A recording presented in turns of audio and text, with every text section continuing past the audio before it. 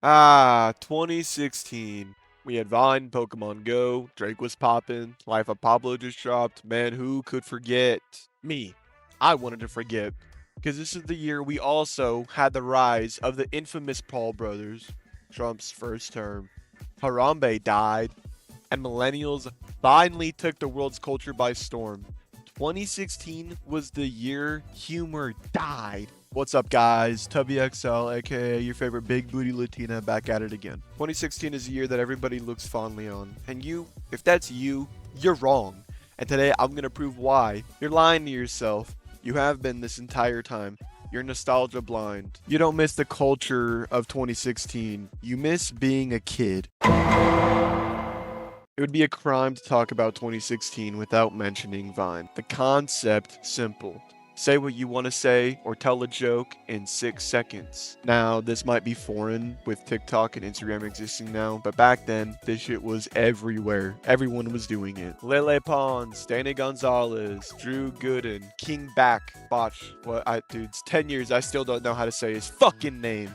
Now, while the concept itself doesn't create a recipe for disaster, the culture or the people at the time who were making the videos do.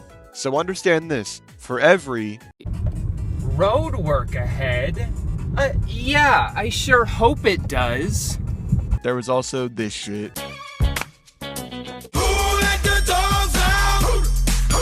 Did you pick up on it?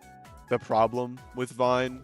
That right there. Vine was the beginning of the end. Vine was the beginning of social media influencers. And in order to be the best, you had to stand out the most, which means you had to be quirky. Ready for a crazy domino effect? If Vine never existed, Bonnie Blue would have never had to have sex with 1,000 men in one day. Now, in no way am I blaming Lele Pons for any of that, but what I am blaming Lele Pons for is that garbage ass video that I had to watch just. If Vine didn't exist, TikTok never would have existed. Instagram Reels would have never existed. Short form content started with Vine. The Paul brothers would have never existed without Vine. Vine was the breeding grounds for internet ideas, and unfortunately, because of the culture at the time, a lot of them were garbage. Whoa, you good, man? Wow, we really spent a lot of time in the kitchen cooking up that one, right? Pokemon Go just caused its first major car crash. If you've been living under a rock and you somehow don't know what Pokemon Go is, I don't know what else to tell you. But like even me, I still play Pokemon Go to this day. This is my account totally on screen right now. The day Pokemon Go came out will be a day in history, a day to remember. I remember the day that it came out. Motherfuckers were in the streets, quasi mosh pits were being formed, trying to catch a Snorlax in the park. Now, the deaths were not the point of me bringing up Pokemon Go in here, but I have to read this article, dude. A New York man playing Pokemon Go while driving crashed into a tree on Tuesday, said the Auburn Police Department. This seems to be the first major road incident associated with the augmented reality game released earlier this month. Not even a month. 1 month was all it took for people to be playing this game behind the wheel. 28-year-old driver admitted to playing the game and becoming distracted as he moved northbound to Owasco Street. Officers responded by 10:44 p.m. and found the driver disoriented, sustaining lacerations on both legs. Thankfully, he was not seriously injured, the citizen reported.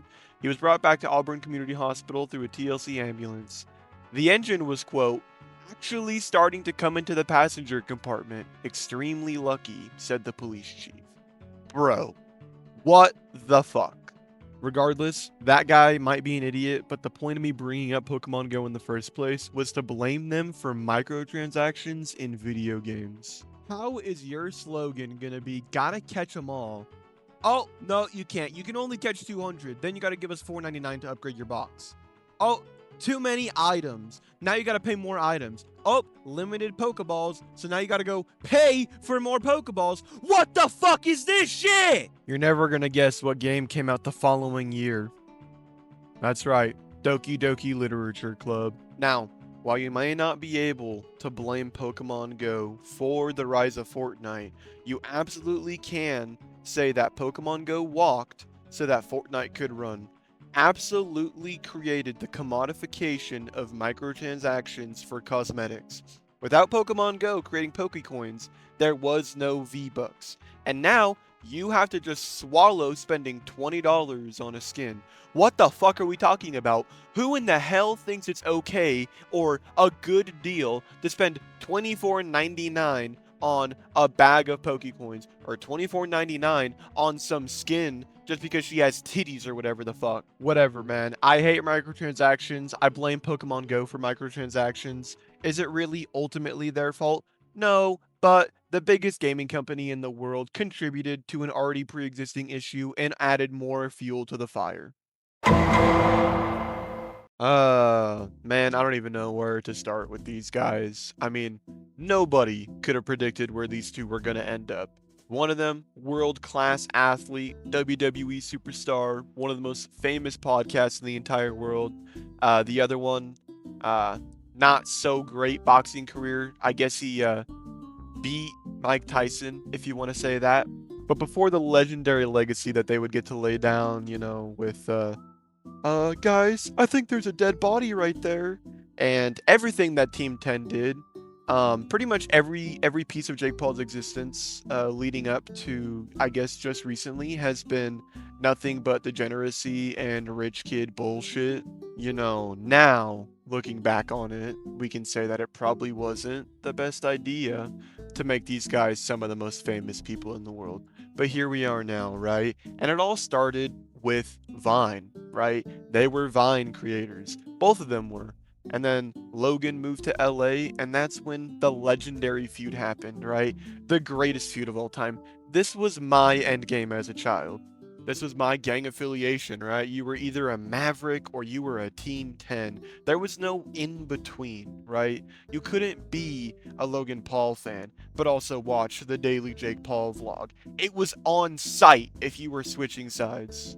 I think you kinda salty cause I'm the favorite son. I'm a Maverick, you're a sidekick, yeah, I brought you to LA. If there's one thing you should know, you don't fuck with the Logan. There was absolutely a point in time when people genuinely cared about the beef between Jake and Logan Paul. And this goes to the actual issue that I wanted to talk about. 2016 is when we really started to idolize social media influencers and create influencer culture in general, which I think is just really cringe overall.